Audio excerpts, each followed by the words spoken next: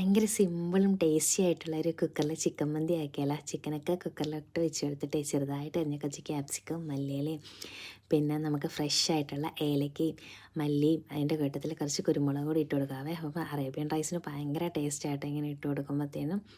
എന്നിട്ട് നമുക്ക് 2 മാഗി ക്യൂബും അതിൻ്റെ കൂട്ടത്തിൽ കുറച്ച് മന്തി മസാലയും ഗരം മസാലയും പിന്നെ ഫുഡ് കളർ ഇത്തിരി പോലെ ഇട്ട് കൊടുത്തിട്ട് ഇത്തിരി വിനെഗർ കേട്ടോ, അത് ഓപ്ഷണലാണ്, ചിക്കൻ ഒന്ന് സോഫ്റ്റ് ആവാൻ വേണ്ടിയിട്ട് കേട്ടോ. എന്നിട്ട് ഓയിലൂടെ ഒഴിച്ചു കൊടുത്ത് മാരിനേറ്റ് ചെയ്തൊരു 1 അവർ വെക്കാവേ.